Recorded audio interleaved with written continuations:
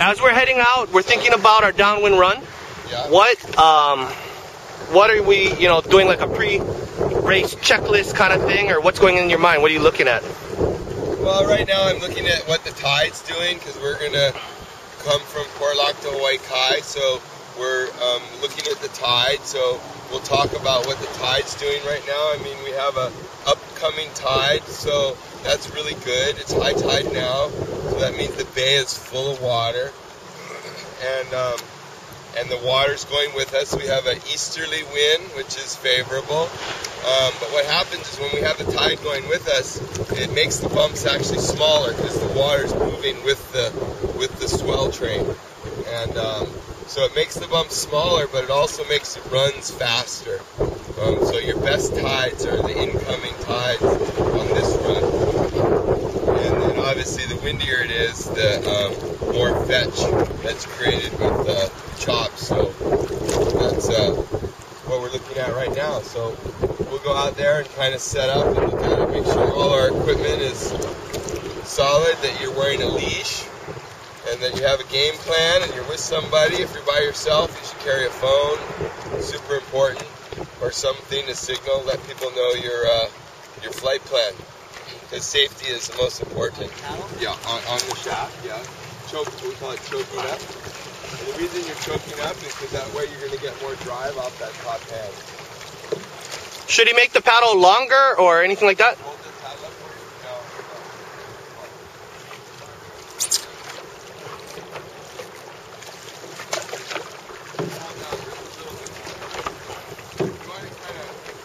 So you can get more reach. And you'll feel yourself driving off your foot when you do it.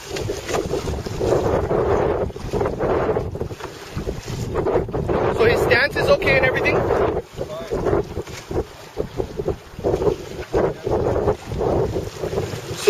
So what you want to do when you go for more power is, a lot of people have a tendency to, when they want to dig for a deep stroke, they drop their shoulders and get into it.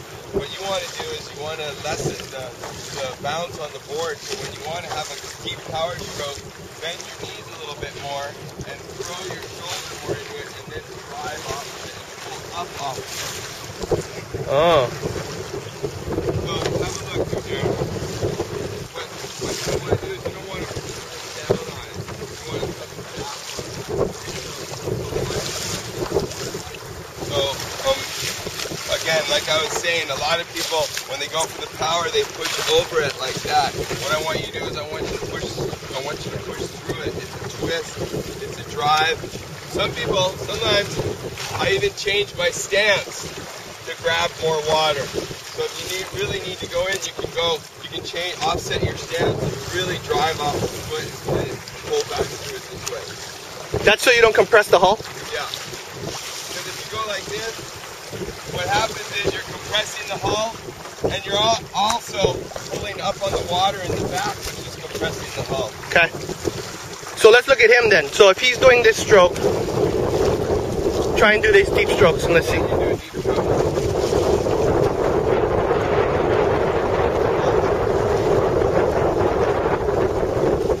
Yeah, there you go. Twist it. Use that torso. Oh, perfect. Yeah.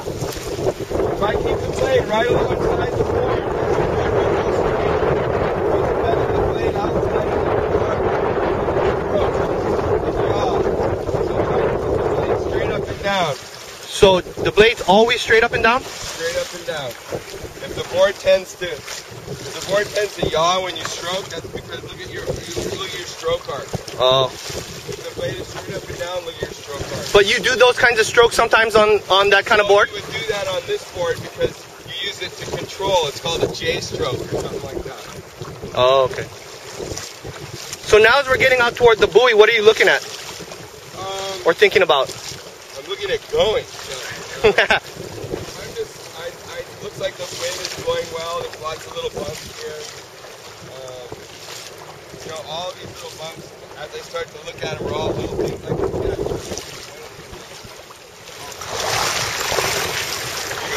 Okay, so